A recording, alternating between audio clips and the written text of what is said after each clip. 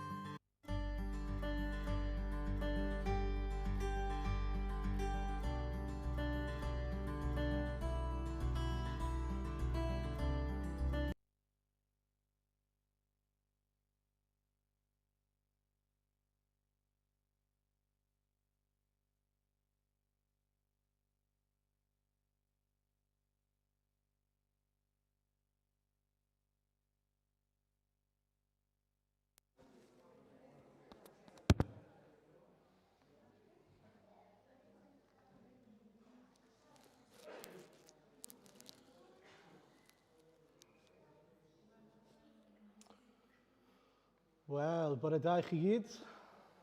Bore da, croeso, croeso. Just yn mynd i aros i bobl cael eu hunan yn barod.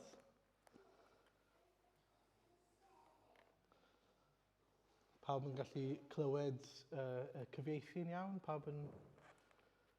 Good, great. Da iawn.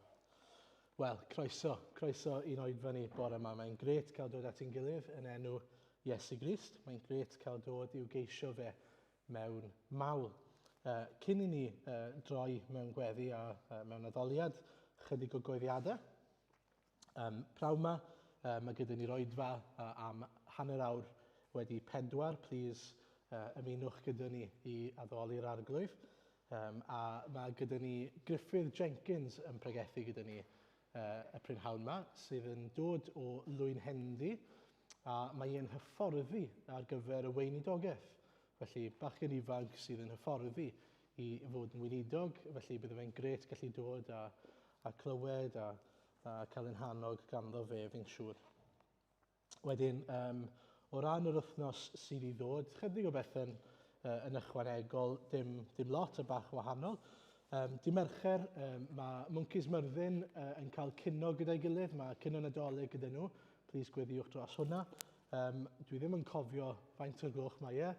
Bydd rhaid i chi ofyn i Elaid os chi eisiau checo, mae chi bach yn hwyrach na'r arferol.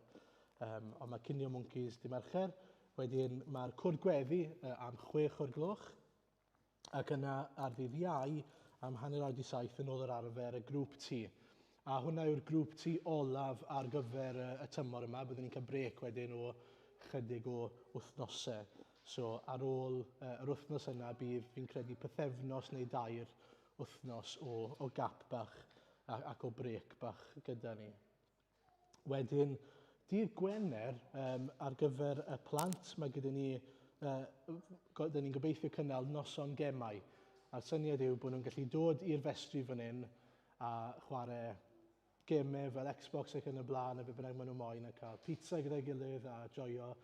A felly gobeithio nos Wener, a fe mae Maxen yn gwrando nawr, nos Wener am 5 o'r gloch, os allwch chi ddod yma, gobeithio byddwn ni wedi gallu gosod pethau lan erbyn hynny i chi. Wedyn, dydd Sul nesaf, mae'n dydd Sul arbennig, dydd Sul cyn Nadolig, felly mae gyda ni oedfa deulu Nadolig am hanner awr 10 yn y bore, a wedyn oedfa garole yn y prynhawn am hanner awr wedi 4. Felly, yr oedfa deulu Nadolig ar y dechrau, yn y bore, am hanner awr 10, ac yna oedfa garole. A wedyn, jyst i'ch paratoi chi ar gyfer diwrnod Nadolig ac yn y blaen, methu credu bod e'n dod mor agos, ond bydd oedfa ar ddiwrnod Nadolig yma am 9 o'r gloch yn ôl yr arfer, ar fore Nadolig. Ac yna, fel chi'n gwybod fi'n siŵr, mae'n ddydd Sadwrn, diwrnod Nadolig yw dydd Sadwrn, a wedyn ar ddydd Sul, mi fydd gyda ni un oedfa, a eilir fydd yn arwain yr oedfa yna, a bydd yr oedfa yna'n ddwyieithog. Felly, un oedfa ddwyieithog am hanner awr 10 ar ddiwrnod San Steffan. Felly, Boxing Day, i rhai o'ch chi sydd fel fi yn galw fe'n Boxing Day. Iawn, felly dyna ni fi'n credu. Please triwch gofio rheina. Ac ymuno gyda ni le allwch chi. Iawn, ni weddio a cyflwyno'r gwasanaeth i'r arglwydd. Diolch arglwydd bod ni'n gallu dod i digeisio di eto ac i addoli di. Diolch arglwydd dy fod ti'n dduw mor fawr, dy fod ti'n dduw sydd yn deilwng o bob clod ac o bob mawl. Arglwydd arwain ni nawr wrth i ni digeisio di. Arglwydd cymryd y le yn ein plith ni, bydd yn y canol o'n oedfa ni ac o'n addoliad ni os gwelid di'n dda. Ac unwaith eto, datgifio rhywbeth i ni o dy efengil ac o dy air, ein hannog ni, ac arglwydd i gyrraedd ein anghenion ni os gwelid di'n dda. Bydd gyda ni felly yr clod i ti. Amen. Wel, am resymau sydd tu hwnt i reolaeth pobl fel ni, dyn ni ddim gyda rhywun i gyfeilio bore yma. Mae plan A wedi mynd a mae plan B wedi mynd. Ond mae'n iawn, mae gyda ni plan C. Beth ni'n mynd i wneud bore yma, ni'n mynd i wrando ar recordiadau, fyddwch chi'n cofio nhw fi'n siŵr o llynedd, a nhw'n ni ganu gyda nhw. So byddwn ni'n canu gyda y recordiadau. Felly, please canwch, felly byddwch chi'n ffindo bod e'n haws iddyn nhw. oherwydd bod sŵn pobl eraill yn canu tu ôl. Yr un cyntaf i ni'n mynd i wrando ar a canu gyda te yw daeth Crist dim byd. Felly, bydd rhaid i chi sefyll pan mae'r gerddoriaeth yn dechrau a bydd y geiriau yn dod lan wrth i ni symud ymlaen yn y gân. Felly, daeth Crist dim byd. Diolch. Neu sefyll.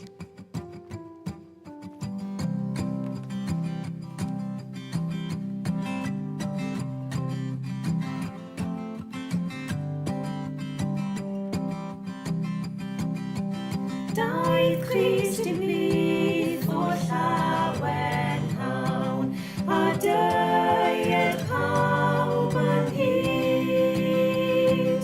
I'w dderbyn a'i gydnabod ef, yn geidwad i'r holl fyd, yn geidwad i'r holl fyd, yn geidwad i'r holl fyd.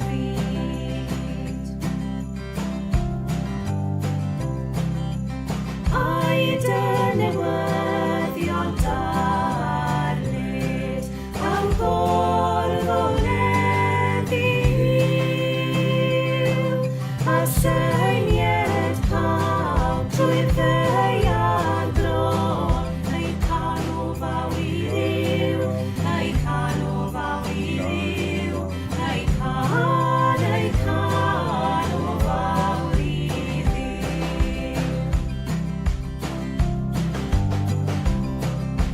Bwyd ysbryd gwyllt rhwng gwlad a gwlad, heb ryfel digrachas, a ddyged holl arweinwyr byd, i'w dderbyn efau ras, i'w dderbyn efau ras, i'w dderbyn efau ras.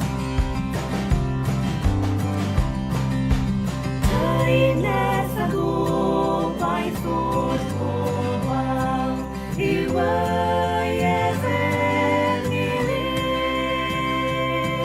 Daeth Crist dim byd o llawen hawn, Hosanna iddo ef, Hosanna iddo ef, Hosanna, Hosanna iddo ef.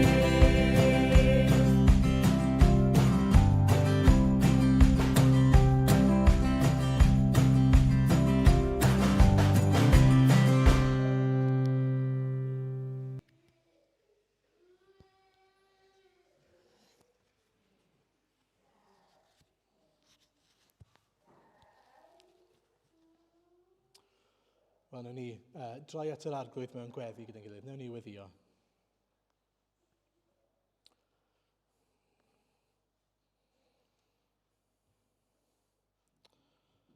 Dad Nefel, ni'n llawenhau bod ni'n gallu dod at ein gilydd eto, at y Duw sydd wedi dod i'n plith ni, at yr un sydd wedi gwneud ei hun yn hysbys i ni.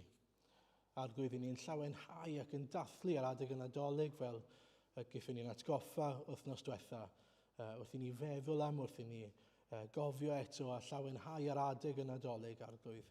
Ddechrau y stori yna. I ni'n gwybod mewn gwirionedd bod y stori wedi dechrau ymhell cyn hynny, Arglwydd, ond i ni, y stori'n cael ei wneud yn hysbys i ni. Dy fod ti, o Dduw, wedi dod yn gig a gwaed, wedi rhoi heibio dogoniant yn y nefoedd mwyn dod yn rhan o'n pobl ni, o dy bobl di, o dy greadigaeth di, Arglwydd. Ac i ni eto yn rhyfeddu at hynny, Arglwydd, paid ag adael i ni i arfer â hynny. Paid ag adael i ni, Arglwydd, i gyfarwyddo ar fath wyrth. Duw yn ddyn fe enaid gwel Iesu ein Emmanuel. Arglwydd, i ni'n rhyfeddu dy fod ti wedi dod ato ni. Ac Arglwydd, i ni ddim eisiau stopio rhyfeddu ar hynny. I ni ddim eisiau peidio a rhyfeddu wrth ystyried dy ddarostyngiad di. Dy fod ti wedi dod mor isel. Dy fod ti wedi rhoi heibio yr holl fawl a'r gydnabyddiaeth oedd ti'n deilwng ohono yn y nefoedd mwyn dod yn frenin tlawd, yn was mwyn dod i fyw bywyd perffaith ar y ddeiar, mwyn dod o dan y radar fel petai, mwyn byw bywyd teilwng oedd yn plesio dy dad nefol. Ac arglwydd wedi byw bywyd i berffeithrwydd ac hynny wedi marw marwolaeth y pechadur eitha. Arglwydd i ni yn diolch i ti am yr cyfnewidiad mawr, y great exchange yna ar y groes. Ac arglwydd wrth i ni feddwl am ddechrau'r daith, i ni methu peidio a meddwl ymlaen at ddiwedd y daith. Arglwydd i ni edrych ar y dechreuad a ti yr ymgnawdoliad arglwydd a dy fod ti wedi amlygu dy hunan i rai ar yr adeg yna arglwydd. Dy fod ti ddim wedi amlygu dy hunan i bawb, neu bydde pobl ddim wedi dy groesoelio di arglwydd. Dy fod ti wedi bod yn fodlon fod dim byd yn arbennig am dy olwg di arglwydd, fel ni'n clywed yn Eseia 52 a 53 arglwydd. Ond dy fod ti wedi mynd fel oen yn dawel. Ac arglwydd i ni yn rhyfeddu at hynny. I ni'n rhyfeddu dy fod ti wedi gwneud yr hyn oedd ni yn heiddi ei wneud, sef wynebu cosb a marwolaeth a barn. Wedi wynebu llyd dy dad, fel bod ni'n cael profi llawnder bywyd, maddeiant pechodau, yn cael bywyd newydd yng Nghrist Iesu. Ac arglwydd i ni'n felly yn llawenhau am yr rhodd gorau yn gorfoleddu ac yn dweud hosanna am dy fod ti wedi dod i ddarparu y fath fywyd ar gyfer pobl fel ni, pobl anheilwng, pobl oedd wedi pechu, pobl sy'n heiddi wynebu cosb ein pechod ni, sef marwolaeth. Ond arglwydd i ni'n diolch bod ni ddim yn gorfod yn dy ras dy fod ti wedi cymryd y gosb yna i ffwrdd. A di hoelio ein pechod ni ar y groes gyda'r arglwydd Iesu. O arglwydd i ni'n dathlu felly yr rhodd yma ar adeg y Nadolig eto. Yr rhodd yma o Grist i'n byd a beth yw arwyddocad hynny wrth i ni edrych ymlaen. O arglwydd i ni'n gweddio y Nadolig yma y cawn ni gyfle, cyfleoedd arglwydd i rannu gwir ystyr y Nadolig gyda pobl sy'n byw o'n cwmpas ni. Pobl sydd yn chwilio am foddhad, chwilio am lawnder bywyd. Pobl sydd yn chwilio am y thrill yna o wybod fod popeth yn iawn, fod popeth yn dda, yr bodlonrwydd yna arglwydd sydd ddim ond yn dod yng Nghrist, yr heddwch yna sydd y tu hwnt i ddeall dyn. O arglwydd, agor llyged ein ffrindiau ni, ein teuluoedd ni, ein cydweithwyr ni yn Nadolig yma arglwydd. Rho hyder i ni. Ti wedi'n achub ni pam na allu di achub eraill. Maddau ni arglwydd, i ni'n araf, i ni'n anghofio pwy wyt ti, i ni'n anghofio mor fawr wyt ti. Maddau ni arglwydd. Dyn ni ddim yn deilwng mewn gwirionedd o gael bod yn llys genhadon i ti, yn ambassadors i ti arglwydd. Ond arglwydd, ni yn gweddio yn dy ras eto am gyfleon yn y Nadolig yma, pennau yn yr ysgol, yn y gwaith arglwydd, neu yn y gymdeithas sy'n ni'n byw yn ddi.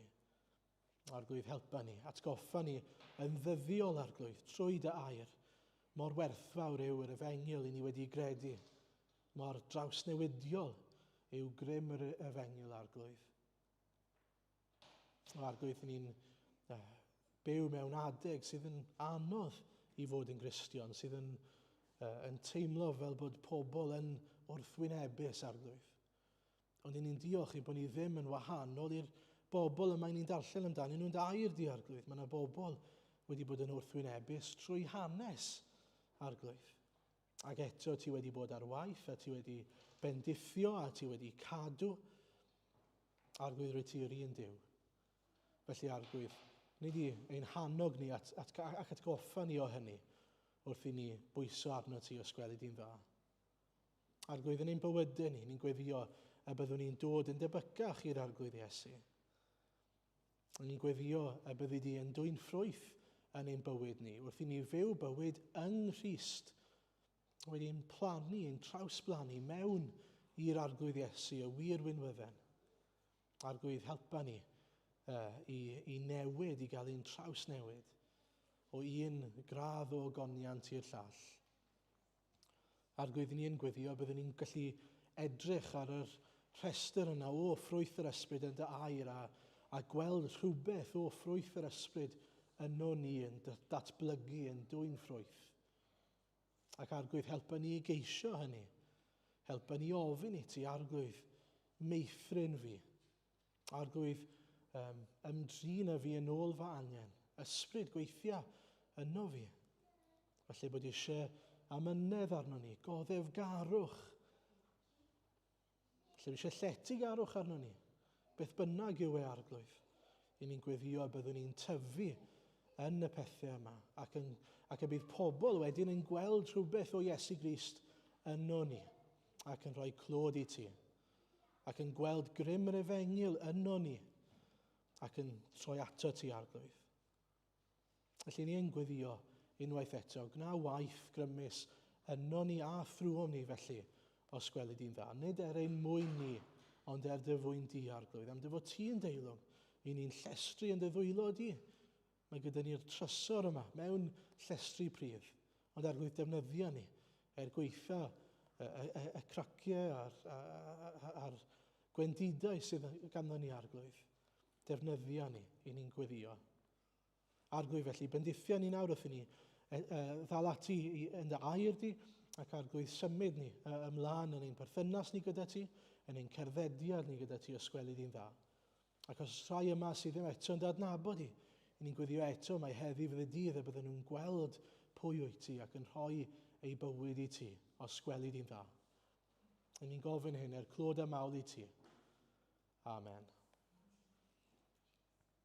Wel, ni ganu eto gyda'n gilydd yr emyn nesaf sef clywch lir nef yn seinio ni. A yn yr un modd eto, ni'n sefyll a ni'n ganu gyda'r recordiad.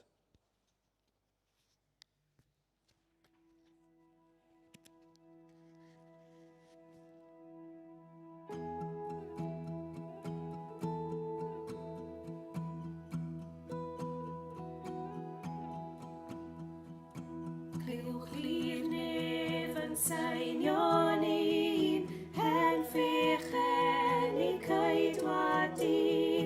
Heddwch sydd rhwng nef a llawr, diwadu'n sy'n un yn awr. Dewch bod cenedlus yr hwd, unwch ar angelaidd glod. Blwyddwch o'r llall a wendrem, ganwyd Crist ym Bethlehem. Clywch i'r nef yn seinio ni'n, hen ffichen i coedwadu. Crist hadra gwyddordeb yw, a disglair dy bwyneb diw. Cadarniwr a ddaeth ei hun, gwnaeth ei mabell gyda dyn. Gwireddu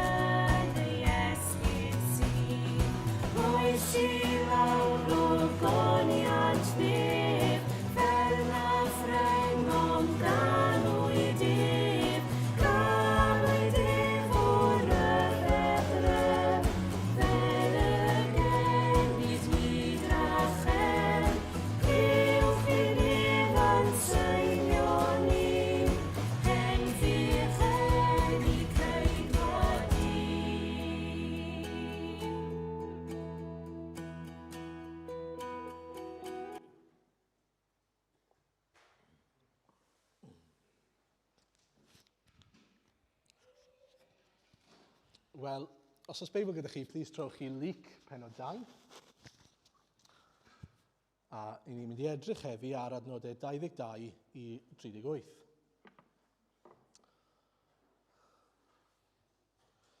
Felly, allwch chi ddilyn ar y sgrin neu yn eich Beiblau.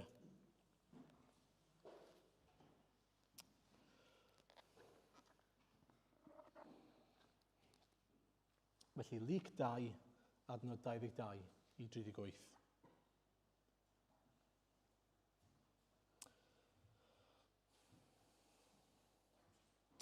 Pan ddaeth amser ei puredigaeth yn ôl cyfraith Moses, cymerodd ei rieni ef i fynd i fyny i Jerusalem i'w gyflwyno i'r arglwydd, yn unol ar hyn sydd wedi ysgrifennu yng nghyfraith yr arglwydd.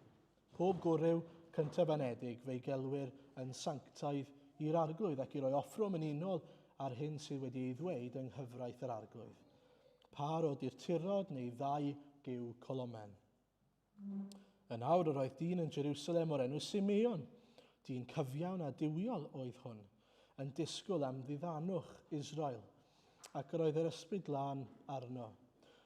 Yr oedd wedi cael datguddiad gan yr ysbryd glân na welai farwolaeth cyn gweld Meseia'r arglwydd. Daeth i'r deml dan arweiniad yr ysbryd, a phan ddaeth y rhieni a'r plentyn Iesu i mewn i wneud ynglyn ag ef yn unol ag arfer y gyfraith, cymerodd Simeon ef i'w freichiau a bendithiodd Dduw gan ddweud. Yn nawr yr wyt yn gollwng dy was yn rhydd o arglwydd, mewn tangnefedd yn unol â thair. Oherwydd y mae fy llygaid wedi gweld dy achawdwriaeth, a ddarperais yngwydd yr holl bobloedd, goleini i fod yn ddatguddiad i'r cenhedloedd ac yn ogoniant i'th bobl Israel. Yr oedd ei dad a'i fam yn rhyfeddu at y pethau oedd yn cael ei ddweud amdano. Yna, bendithiodd Simeon hwy, a dywedodd wrth fair ei fam, wele, gosodwyd hwn cwymp a chyfodiad llawer yn Israel, ac i fod yn arwydd a wrthwynebyr. A thithau, trywenir dy enaid di gan gleddyf, felly y datguddir meddyliau calonnau lawer. Yr oedd proffwydes hefyd, Anna, merch Ffanuel o lwyth Aser. Yr oedd hon yn oedrannus iawn wedi byw 7 mlynedd gyda'i gŵr ar ôl priodi ac wedi parhau'n weddw nes ei bod yn awr yn 24 oed, neu yn ein iaith ni 84. Ni byddai byth yn ymadael ar deml, ond yn addoli gan ymprydio a gweddio ddydd a nos. Ar awr honno safodd hi ger llaw a moli Duw, a llefaru am y plentyn wrth bawb oedd yn disgwyl rhyddhad Jerusalem. Amen. Wel heddi te, fi eisiau siarad chydig bach i ddechrau am caneuon Nadolig. Sa'n gwybod os chi'n hoffi caneuon Nadolig? O'n i wedi cwrdd â Martha i drafod bedydd, cyn bedydd Martha oedd hyn nawr. A pan nes i hi nôl at Lois yn y car, oedd hyn yng nghanol mis Tachwedd, oedd hi'n gwrando ar garolau Nadolig yn barod. O'n i'n meddwl, boes bach, be sy'n digwydd yma? Ond mae rhai pobl yn wrth i bodd, mae mis Medi, mis Hydref yn dod, a maen nhw eisiau cael mewn i'r Christmas spirit. A maen nhw'n dechrau gwrando ar y caneuon Nadolig yma. Fi'n cofio pan o'n i'n byw adre, pan o'n i'n fach, gwrando ar caset Hwyl yr Wyl. Sa'n gwybod os chi'n cofio hwnna? Mae dal i gael os chi eisiau gwrando arno fe fel hen ganeuon Cymraeg Nadolig. Bizar, ond dyna beth o'n i'n gwrando ar yn y tŷ. Ond pan chi actually'n gwrando ar rai o'r caneuon Nadolig yma, maen nhw'n gallu bod chydig bach yn rhyfedd i ddweud y lleia. Oedd cwpl o ganeuon wedi dod mlaen ar YouTube, oedd yn chwarae cerddoriaeth yn y tŷ, dyn nhw dod blaen fel Christmas Mix. A nath ei daro fi mor rhyfedd mae rhai caneuon yn gallu bod. A rhai honiadau mae rhai caneuon yn gwneud hefyd. O'n i'n meddwl yn enwedig am y term All I Want for Christmas is. All I Want for Christmas. Mae'n derm eitha, honiad eitha mawr. Cwbl fi moyn dros Nadolig yw be bynnag. Wel, 2 gan o'n i'n gallu meddwl am yn benodol ar hwnna. Classic, wrth gwrs, Mariah Carey, All I Want for Christmas is You. A mae hwnna o leia neu mwy o sens na all I want for Christmas is my 2 front teeth. Chi'n cofio hwnna? All I want for Christmas is my 2 front teeth, so I can wish you Merry Christmas. Bizarre. Hollol bizarre. Ond mae'n neud i chi feddwl nag yw e. Beth yw disgwyliadau, dyheadau pobl ar gyfer y Nadolig? Beth, os byddech chi'n gorfod dewis un peth, o'n i'n meddwl, beth byddwn ni'n dewis? Os byddwn ni'n dim ond yn cael un peth ar gyfer y Nadolig, beth bydde fe? Beth byddwn ni'n excited i gael, yn disgwyl cael? Beth fydde ar eich rhestr chi?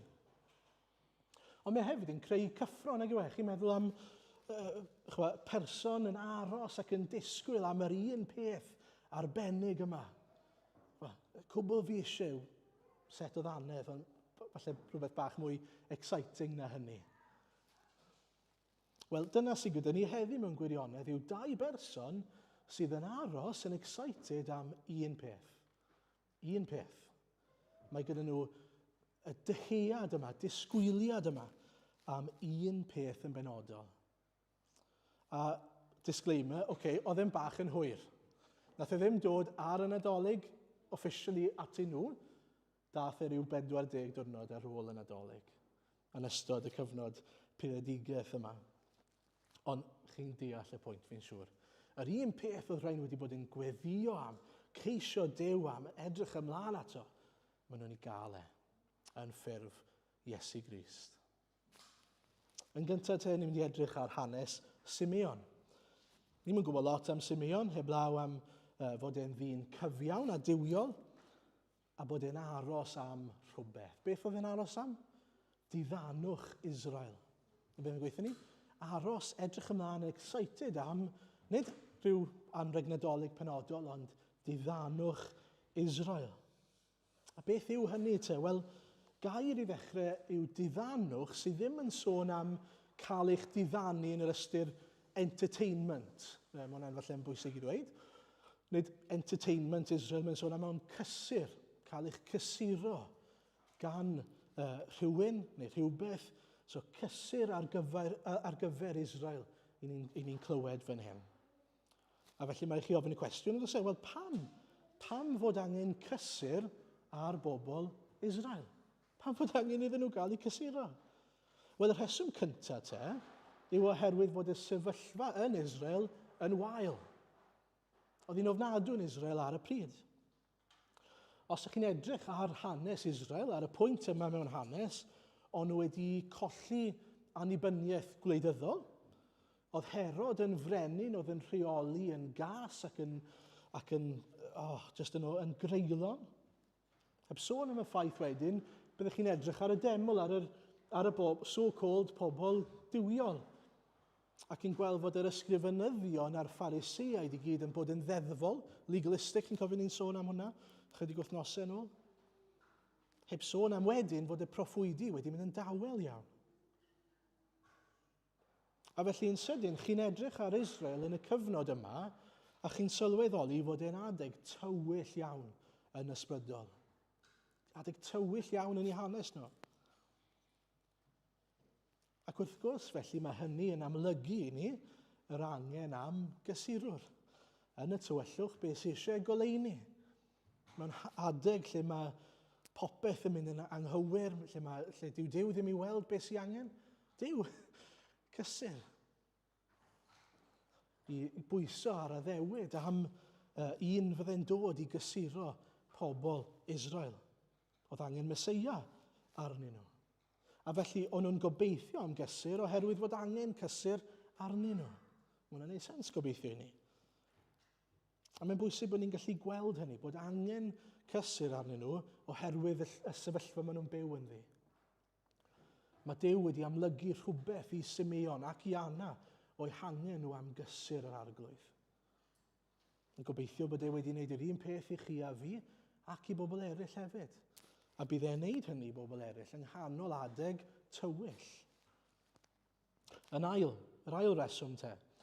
Ond nhw'n aros am gysur oherwydd fod Duw wedi addo cysur iddyn nhw mewn ffurf Meseia.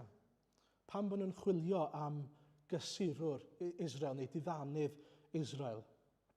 Wel, oherwydd bod Duw wedi gaddo un iddyn nhw.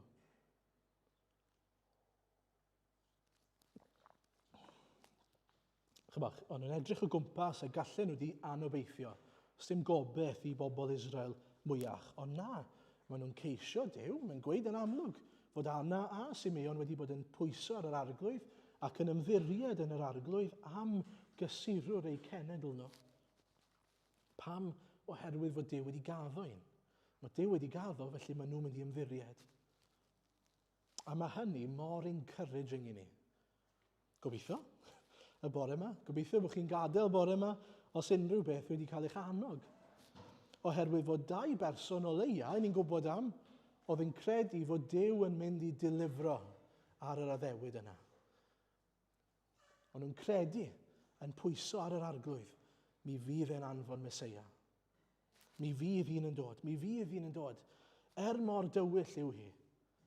Fod pawb arall i weld yn dawel, ddim yn poeni, oedd yna rai oedd Duw dal yn ymwneud â nhw ac yn gweithio yn eu calonau nhw. A falle bod ni'n teimlo fel bod ni'n byw mewn adeg mewn hanes sydd hefyd yn dywyll yn ysbrydol.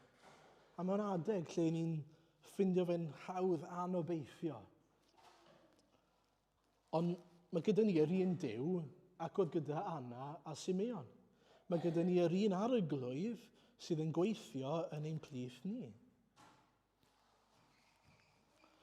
A mae'n bwysig bod ni'n gallu gwahaniaethu pwy yw Duw a beth yw ein sefyllfa ni. Chi'n gweld mae yr un Duw a ni'n gweld yn y greadigaeth ar y dechrau, yn y creu ar y dechrau. I ni'n gweld drwy hanes pobl Israel. I ni'n gweld yn Iesu Grist ar y groes. I ni'n gweld yn hwf yr eglwys fore. Ac o hynny ymlaen, drwy hanes i gyd at heddi, mae yr un Duw. Ac os yw hynny'n wir, mae gyda ni yr un Duw sydd wedi anfon pob math o ddiwygiadau a gwaith mawr drwy ei ysbryd. Felly, dyw ddim yn broblem pwy yw ein Duw ni. Nid pwy yw ein Duw ni yw'r broblem. Sym eisiau ni boeni am hynny. Sym eisiau ni golli hyder yn hynny. Mae'n Duw ni yr un Duw. A dydy nhw ddim yn colli hyder yn hynny. Chi'n sylwi? Maen nhw'n dal ati. Dyw ar ôl 84 o flynyddoedd, dyw Anna ddim yn rhoi lan. Lle mae hi? Mae hi dal yn y deml. Mae hi dal yn byw na. Yn aros am ryddhad Jerusalem. Atgoffi ty bach o Anna ni sydd yn aml yn y capel yn barod pan mi'n cyrraedd yma yn y bore. Pam? Achos bod hi'n credu, bod hi'n ymddiried, oherwydd bod hi'n gwybod pwy yw Duw. Mae'n edrych ar pwy yw Duw trwy hanes. Sdim eisiau fi ame, sdim rheswm i fi i ame yr arglwydd. Mae e'r un peth ddoi heddi ac yn drygywydd. Felly beth o'n nhw'n ymddiried ynddo fe te? Beth o'n nhw'n, pa addewid neu addewidion o'n nhw'n ymddiried ynddo fe? Pam, o le mae'r syniad yma o ddiddanwch Israel wedi dod neu rhyddhad Jerusalem? Wel, mae'n dod o'r Hen Testament. Mae'n dod o ymwneud Duw gyda pobl Israel trwy'r Hen Testament. A fi jyst yn mynd i ganolbwyntio ar 3 darn yn sydyn iawn o Eseia. Felly chi feddwl am Eseia 7 i ddechrau, adnod 14. Mae'n dweud hyn. Am hynny, mae'r arglwydd ei hun yn rhoi arwydd i chi. Gwele ferch ifanc yn feichiog a phanesgor ar fab fe'i gaelwn Emmanuel. Eseia 9, adnod 1 i 7. Ond ni fydd tywyllwch eto i'r sawl efi mewn cyfyngder. Yn yr amser gynt y bydd cam drin ar wlad Sebulun a gwlad Naftali, ond ar ôl hyn bydd yn anrydeddu Galilea'r cenhedloedd a'r ffordd y môr dros yr Iorddonen. Y bobl oedd yn rhodio mewn tywyllwch a welodd o leini mawr. Y rhai a fi'n byw mewn gwlad gathig didew a gafodd lewych golau. Amlheais dorfoledd iddynt, chwanegais lawenydd, llawenhant o'th flaen fel yn adeg y cynheuaf, ac fel y byddant yn gorfoleddu wrth rannu'r ysbail, oherwydd drylliais yr iau oedd yn faich iddynt, a'r croesfar oedd ar ei hysgwydd, a'r ffon oedd gan ei gyrrwr, fel y nydd Midian, pob esgyd ar droed rhyfelwr mewn ysgarmes, a phob dilledyn wedi drybeiddi mewn gwaed, fe llosgir fel tanwydd. Canis bachgen a aned i ni, mab ar oed i ni, a bydd yr awdurdod ar ei ysgwydd. Fe'i gelwir cynghorwr rhyfeddol, Duw, cadarn, tad bythol tywysog heddychlon. Ni bydd diwedd ar gynnydd ei lywodraeth, nac ar ei heddwch i orsedd Dafydd a'i frenhiniaeth, yw sefydlu'n gadarn a barn a chyfiawnder o hyn a hyd beth. Bydd sel arglwydd y lluoedd yn gwneud hyn. Ac yna, Eseia 40, adnod 1 i 5. Cysurwch fy mhobol, dyna ddywed eich Duw. Siaradwch yn dyner wrth Jerusalem, a dywedwch wrth ei bod wedi cwblhau ei thymor gwasanaeth a bod ei chosb wedi thalu, ei bod wedi derbyn yn ddwbl oddi ar llawr arglwydd am ei holl bechodau. Llais sy'n yn galw paratowch yn yr anialwch ffordd yr arglwydd, unionwch yn y diffeithwch briffordd i'n Duw ni. Caiff bob pant ei godi, pob mynydd a bryn ei ostwng, gwneud y tir ysgythrog yn llyfn, a'r tir anwastad yn wastadedd.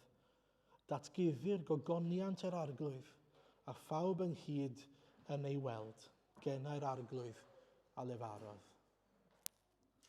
Chi'n gweld o'n edrych yn ôl ar yr geiriau yma ac yn credu. Dyma'r un mae'r arglwydd yn mynd i anfon. Mae Duw ei hun yn mynd i ddod yn gnawd. Emmanuel, Duw gyda ni. Mae Duw ei hun yn mynd i ddod i'n plith ni, a mae e'n mynd i sorto popeth mas. Mae e'n mynd i deyrnasu yn dduw cadarn yn dywysog heddychlon. A mae'r geiriau yna, dim ond yn rhoi blas i ni.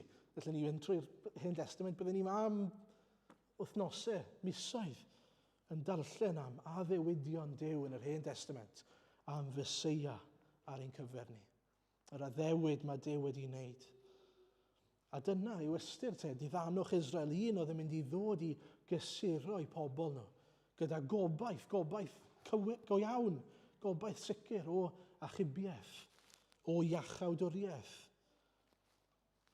Gobaith i bobl oedd mewn tywyllwch, fel oedd yn dweud yn Eseia 9.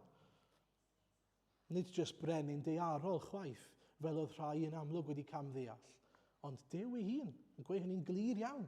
Nid yn unig Emmanuel, Duw gyda ni, ond chi'n meddwl beth mae'n dweud yn Eseia 9, Duw cadarn gan ein plith ni, mab aned i ni, ac eto'n dduw.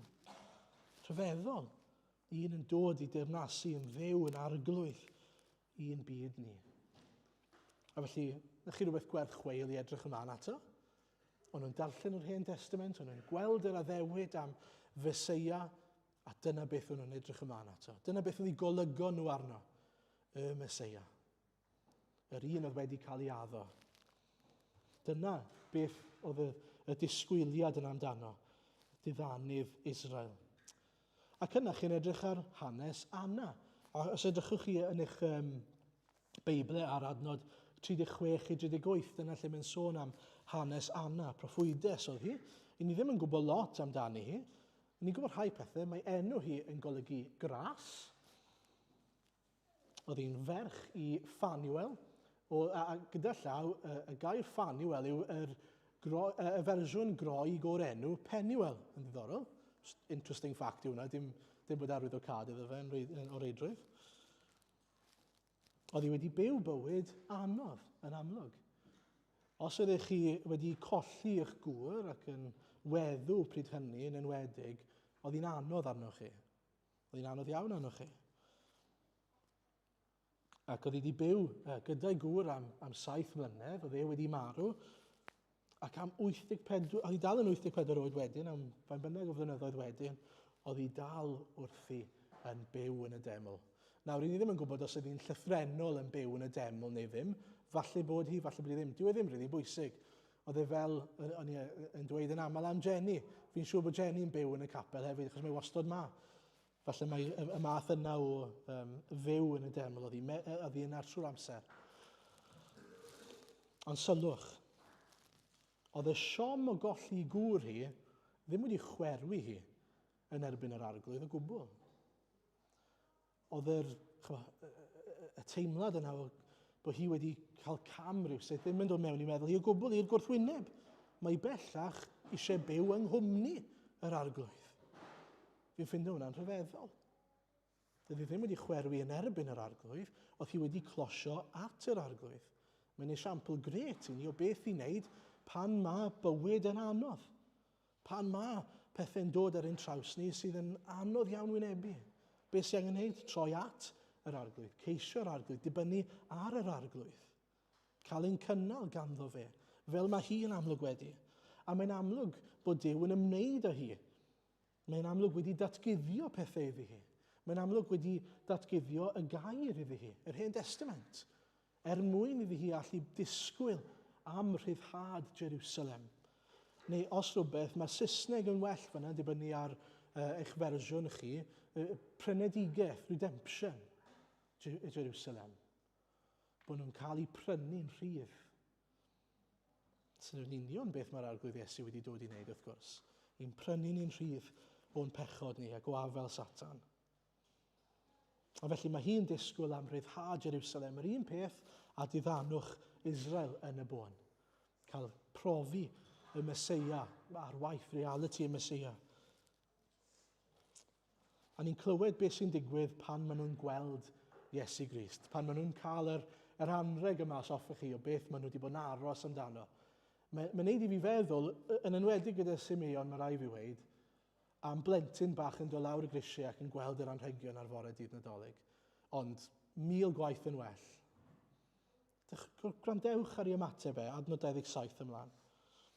Daeth i'r deml dan arweiniad yr ysbryd, a phan ddaeth yr rhieni a'r plentyn Iesu mewn, i wneud ynglyn ag ef yn unol ag arfer y gyfraith, cymerodd Simeon ef i'w freichiau, a bendithio Dduw gan ddweud, y nawr yr wyt ti'n gollwng dy was yn rhydd o arglwydd, mewn tangnefedd yn unol â thair, oherwydd y mae fy llygaid wedi gweld dy iachawdwriaeth a ddarperais yngwydd yr holl bobloedd, goleuni i fod yn ddatguddiad i'r cenhedloedd ac yn ogoniant i'th bobl Israel.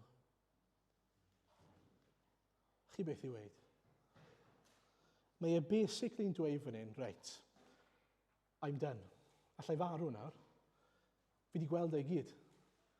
Sy'n byd arall bydde ti'n gallu dangos i fi sydd yn rhagori ar y foment yma.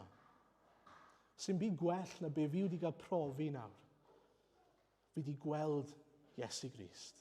Fi wedi gweld y Meseia. Fi wedi gweld yr un sydd wedi dod i achub.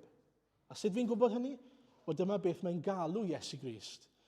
Edrychwch eto adnod 30. Y mae fy llygaid wedi gweld dy iachawdwriaeth. Mae'n dweud wrth Dduw, mae fy llygad wedi gweld fi'n fi wedi tystio nawr i dy iachawdwriaeth. Yr un sydd yn darparu, yn foddion, yn ffurf iachawdwriaeth, yn means of salvation, os hoffech chi, i bobl, nid jyst pobl Israel, ond pobl y byd. Pobl sy'n fodlon troi a credu yn yr arglwydd Iesu. Chi fendigedig. Mae galon e'n llawn achos mae wedi profi yr arglwydd. Achos bod wedi gweld y Meseia. Sy'n byd arall fi, allai farw nawr. Ie, gallai farw achos oedd e'n aros i'r addewid yna gael ei gyflawni, oedd Duw wedi gaddo hwnna iddo fe, ond hefyd gallai farw achos sdim diddordeb da fi mewn gweld unrhyw beth arall.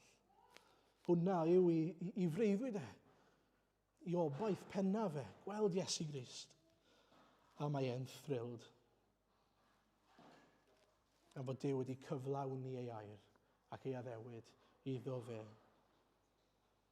Ac oherwydd fod Duw wedi cyflawni ei gair cyntaf yna iddo fe, bydde fe'n gweld y Meseia cyn iddo fe farw. Mi fydde hefyd yn cyflawni'r ail addewid. A dyma'r ail addewid, nid nawr i Simeon, ond mae hwn yn addewid mae Simeon yn ei roi, neu'n broffwydoliaeth, mae Simeon yn ei basio ymlaen i Mair. So dyma sy'n digwydd nesaf, mae nawr yn troi at Mair ac yn dweud rhywbeth wrthi hi. Mae chi beth i glywed? Mae chi beth i glywed? Adnod 34 ymlaen.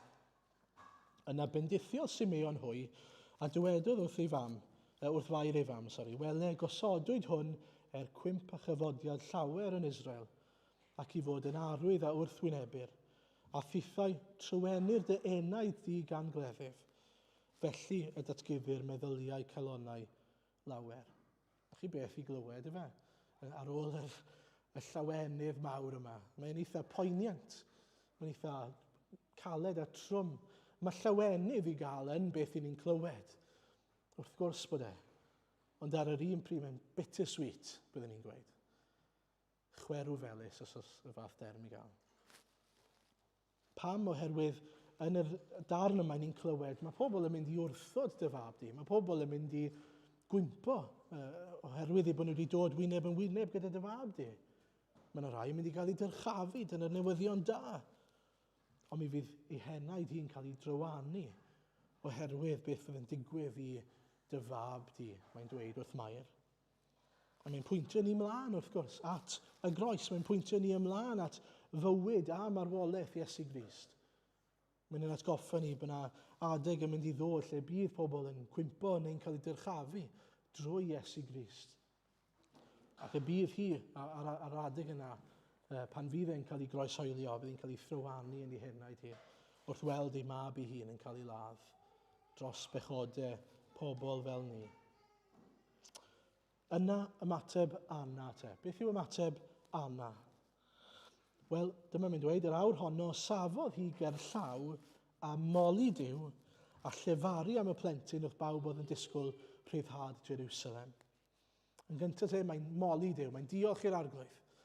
Mae'n diolch i'r arglwydd am y rhodd yma. Na beth i ni'n neud fel arfer fe. A roeddech chi gael rhodd sydd falle yn enwedig o arbennig. Chi'n mynd, diolch gymaint am y rhodd arbennig yma. A dyna beth mae hi eisiau gwneud. Mae mor ddiolchgar am y rhodd. Diolch Dduw am y Meseia. Diolch am yr un i ni wedi bod yn aros sydd yn mynd i ryddhau ein pobl ni. Ac yn ail wedyn, dweud wrth eraill. Dweud wrth y bobl oedd yn chwilio am y Meseia. Oedd hi'n credu fod Meseia yn mynd i ddod, dyma fe. Dyma'r un chi wedi bod yn aros amdano. A gorwch eich llyged, gwelwch, dyma'r un. A mae hwnna'n bwysig bod ni'n gweld hyfrydwch hynny. Dim eisiau cadw fe iddi hi hunan, a jyst mwynhau ei hunan. Na, mae'n gweld, mae hwnna'n fwy na fi. Mae eisiau bod pobl eraill yn gweld pwy yw'r Meseia hefyd.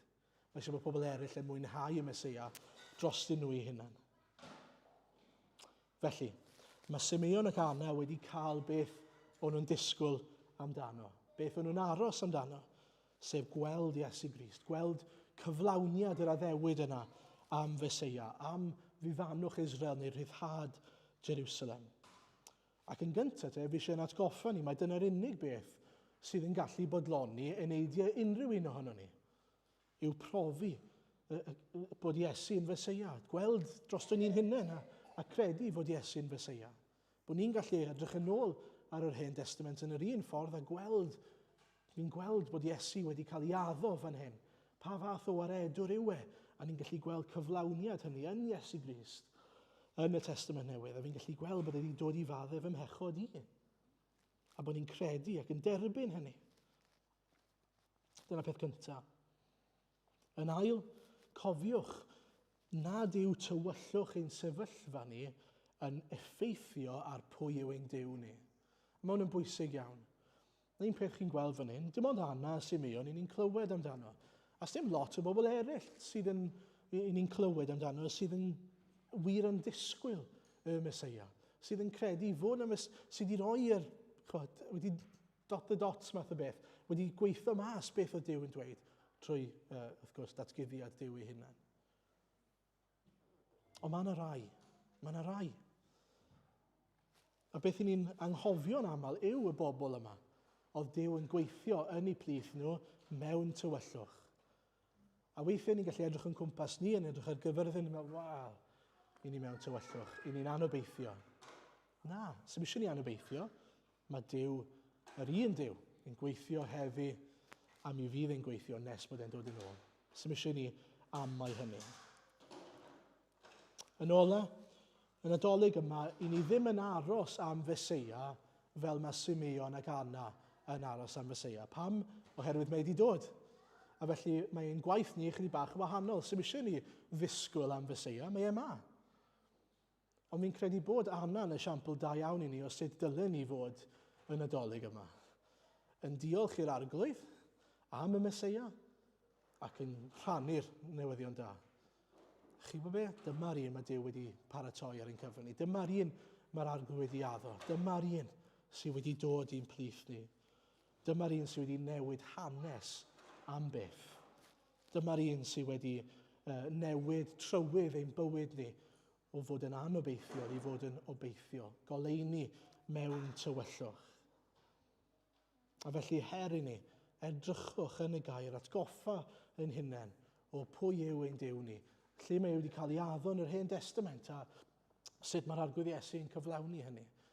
A rhannu fe gyda pobl eraill. Rhannu fe. Chi'n gwybod, byddwn ni'n dweud bod y mwyafrif o bobl yn ein gwlad ni, a dim clem fod yr Hen Testament i gyd ynglyn â Iesu Grist. Bydd yr Hen Testament i gyd yn sôn am paratoi ar gyfer Iesu Grist. Atgoffa ni o pa mor wael ydyn ni, pa mor bechadurus ydyn ni, fel ni wedi cwmpo'n fyr, ond bod Iesu Grist yn cael ei baratoi. Bod Duw yn trefnu ffordd i achub pobl. A bang yn y canol Iesu Grist. Dyna'n gwaith ni. Amlygu y newyddion da i bobl o'n cwmpas ni.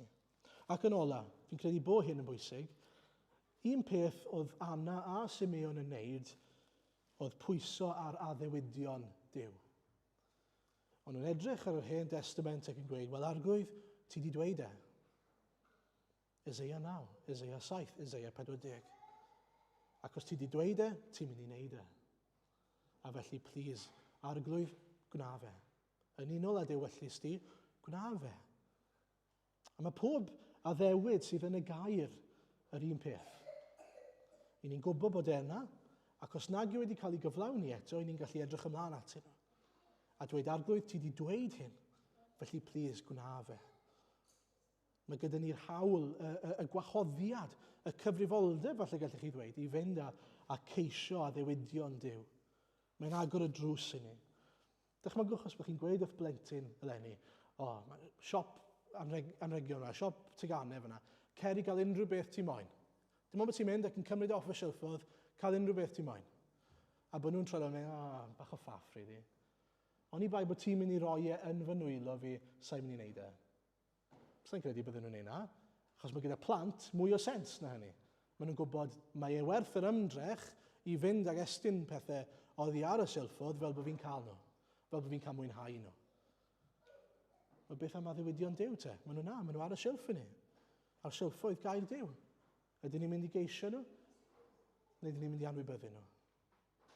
Ydyn ni'n gweud, Duw ddim werth y ffaff. Duw ddim werth yr ymdrech i geisio Duw mewn gweddi. Troi ato fe a gofyn iddo fe. Ceisiwch addewidion Duw. A falle bod chi'n meddwl, wel, beth ddyle fod ein can ni yn Nadolig yma? All I want for Christmas is Beth. Wel, gobeithio mae'r ateb yw Iesu Grist. A mwy o Iesu Grist. Iesu Grist am Beth. Iesu Grist trwy'r amser. Profi rhagor o Grist, os hoffech chi. Fel mae Paul yn dweud yn Philippiaid 3, ynddo fe? Bod yn ystyried y cyfan yn golled i'w gymharu a rhagoriaeth y profiad o adnabod Iesu Grist. Dyna'r rhodd mwyaf ni rioed i dderbyn ac i ni'n parhau i gael mwynhau. Adnabod Iesu Grist. Gadewch i ni adnabod e eleni a mwynhau ei adnabod e am Beth er gogoniant i'w enw. Amen.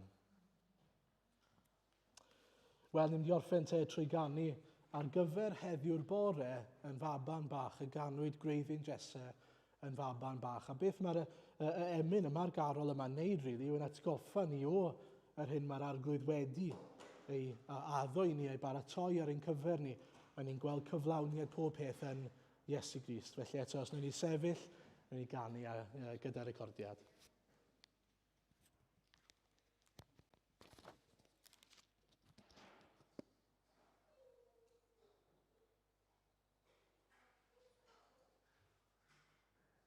Ar gyfer heddiw'r bore'n faban bach,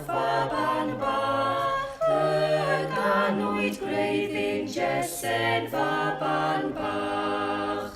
Y cadarnhaeth o Bosra, y deddfwr gyntaf Seina, yr iawn gaid ar galfarian faban bach, yn signo bron Maria'n faban bach.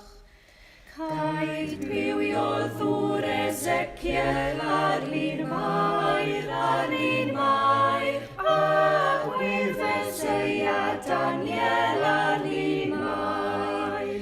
Caid bachgen doeth Eseia, y ddewid roed I adda, yr alffa a'r omega, ar un mair,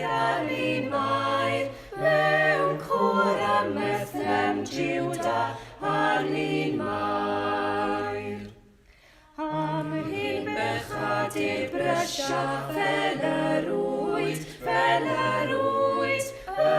moddyn am y noddfa fel yr wyd. I tir a gorwyd ffanon, a ilchder lwyfau dion, fel eira gwyn yn salmon, fel yr wyd, gan hynny tirdan brydlon, fel yr wyd.